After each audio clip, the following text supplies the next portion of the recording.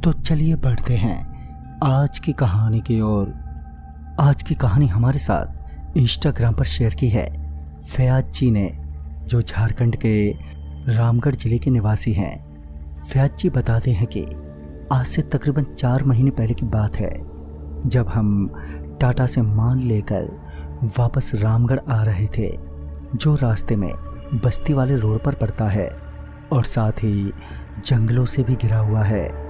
हमें वहाँ ब्लैक में अपना माल बेचना था, मगर जब हम अड्डे पर पहुँचे तो वहाँ पर पहले से ही 5 गाड़ियाँ खाली होने को खड़ी थी, जिस वजह से हमें अपना ट्रक रोड के किनारे पर लगाना पड़ा।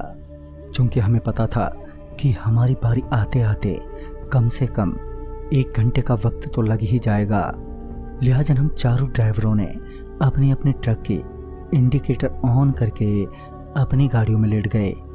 मैं अभी लेटा ही था कि मुझे एक आवाज़ सुनाई दी।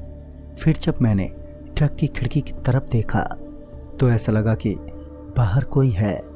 मैं ट्रक की खिड़की से झांकते हुए बाहर की तरफ देखा तो पाया कि एक बूढ़ा आदमी मेरे ट्रक के बगल में खड़ा मुस्कुराए जा रहा है। उस वृद्ध आदमी को मुस्कुराता देख मैंने पूछा, अरे दादा क्या हुआ, बात क्या है? तो इस पर उस वृद्ध आदमी ने कहा, तुम्हारा पीछे वाला टायर पंचर हो गया है। उसके इतना कहते ही मैं ट्रक के पीछे वाले टायर को देखने के लिए थोड़ा और झुका, और जब मेरी नज़र पीछे वाले टायर पर गई तो पाया कि टायर तो बिल्कुल सही सलामत है। इस पर मैंने कहा, क्या बाबा, मैं ही मिला था आपको मजाक करने के लिए।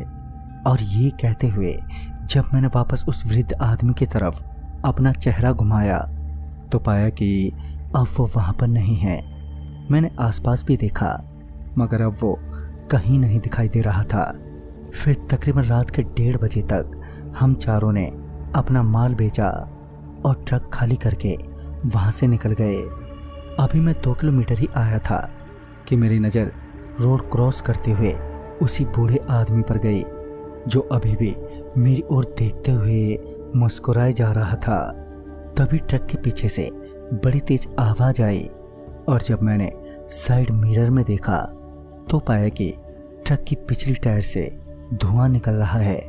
फिर जैसे ही मैंने वापस से सामने की तरफ देखा तो वो बूढ़ा आदमी एकदम से मेरे ट्रक के बेहद करीब आ गया, जिस वजह से मैंने तुरंत ही ब्रेक लगा दिया।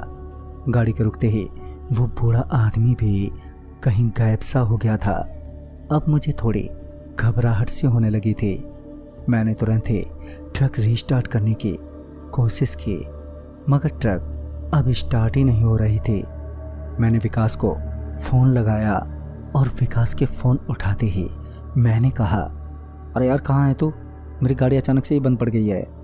इस पर उसने पूछा, तू है कहाँ अभी? मैंने जवाब देते हुए कहा, छोटी पुलिया के आगे। इस पर विकास ने मुझे जवाब देते हुए कहा, अरे यार मैं तो काफ़ी आगे आ गया हूँ, तो रुक मैं राजा से पूछता हूँ कि वो कहाँ पर है। फिर विकास ने राजा को कॉन्फ्रेंस कॉल पर लिया। फिर राजा से जब बात हुई तो उसने कहा, अरे पर मैं भी तो काफ़ी दूर हूँ। और हाँ भाई फयाज, क्या तुमने बैटरी बॉक्स में चेक किया, कहीं कोई तार वार तो नहीं छूट गई है? इस पर मैंने कहा, नहीं नहीं अभी तो नहीं देखा है, जाकर देखता हूँ। फिर मैं ट्रक से उतरा और जब मैंने बैटरी बॉक्स खोलकर देखा तो पाया कि सभी तारें सही से लगी हुई हैं। तभी मुझे याद आया कि कुछ ही देर पहले मुझे एक आवाज़ आई थी, शायद ट्रक के टायर से। ये सोचकर मैं जब पीछे टायर चेक करने गया तो पाया कि ट्रक का एक टायर ही गायब हो चुका है। ये देखकर मेरे तो होश ही उड़ गए। मैं वापस ट्रक में जाकर बैठ गया और दोबारा विकास को कॉल करने के लिए फ़ोन उठाया। मैंने अभी फ़ोन उठाया ही था कि मेरा ट्रक ज़ोरों से हिलने लगा। ट्रक के एकदम से हिलने की वजह से मेरे हाथों से फ़ोन छूटकर नीचे गिर पड़ा, और जब मेरी नज़र बाहर गई तो मैंने देखा कि एक विशालकाय काला आदमी मेरी ट्रक को पलटने में लगा है। उसे देखते ही मेरे तो पूरे शरीर का खून सूख गया था। मेरा पूरा शरीर डर के मारे सफ़ेद पड़ने लगा। तभी उस शैतान की नज़र मुझ पर पड़ी और वो मेरी तरफ तेजी से बढ़ा। मैं भी ट्रक से उतरकर भागने लगा, मगर उसने पलक झपकते ही मुझे मेरे पैरों से पकड़ लिया और सड़क पर घसीटने लगा। मैं दर्द से छटपटाए जा रहा था, मगर वो शैतान अभी भी मुझे वैसे ही घसीटे जा रहा था। तभी उस शैतान ने मुझे जोर से उछालते हुए दूर फेंक दिया और मैं हवा में उड़ता हुआ वहीं पास के तालाब में जा गिरा। तालाब में गिरते ही मैं तुरंत ही तालाब से बाहर आने की कोशिश करने लगा।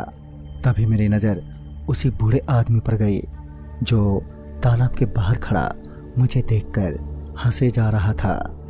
तभी मैंने हाथ जोड़ते हुए कहा, बाबा मैंने आपका क्या बिगाड़ा है जो आप मेरे साथ ऐसा कर रहे हो? इस पर वो बाबा हंसते हुए बोला, अगर अपनी जान बचाना चाहते हो तो सामने बरगद के पेड़ के नीचे बैठ जाओ और सुबह होने तक वहाँ से हिलना मत। इसके बाद वो बाबा पता नहीं कहाँ गायब हो गया। चूंकि मेरे पास कोई दूसरा चारा भी नहीं था तो मैंने ठीक वैसा ही किया। फिर जब मैं सामने वाले बरगद के पेड़ के नीचे पहुंचा तो पाया कि वहाँ पर भगवान की मूर्तियाँ रखी हुई हैं। साथ ही वहाँ पर दिए भी जल रहे थे, जिसे देखकर मुझे थोड़ा हौसला मिला और रात भर उसी पेड़ के नीचे रहा। फिर जब सुबह हुई तो मैं वापस अपने ट्रक के पास पहुंचा, जहां पहले से ही राजा और विकास मौजूद थे। उन्होंने मुझे देखते ही कहा, यार कहाँ चला गया था तू और यहाँ पर क्यों रुका? फिर जब मैंने सारी बात बताई तो उनको विश्वास नहीं हुआ, क्योंकि मेरा ट्रक बिल्कुल ठीक ठाक था। लेकिन मेरे शरीर पर चोट के निशान को देखकर उन्हें थोड़ा थोड़ा विश्वास भी होने लगा था। विकास ने कहा, एक काम कर, चल पहले दवा करवा ले, फिर यहाँ से चलेंगे।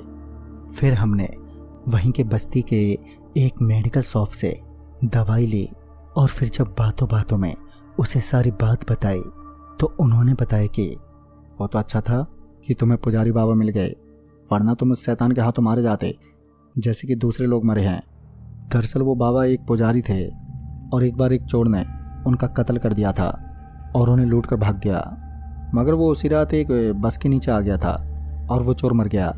तब से पुजारी बाबा अक्सर यहाँ पर दिखाई देने लगे और कहते हैं कि उस चोर ने शैतान का रूप ले लिया है और वो इस रोड पर लोगों को परेशान करता है। दोस्तों, ये सब सुनने के बाद मेरे दोस्तों को भी अब यकीन हो गया था और फिर उसके बाद हम तुरंत ही वहाँ से अपने घर निकल गए। तो दोस्तों, इस कहानी में बस इतना ही। तो मैं आपका दोस्त राजकुमार जल्द ही मिलूँगा। तब तक के लिए बाय एंड टेक केयर।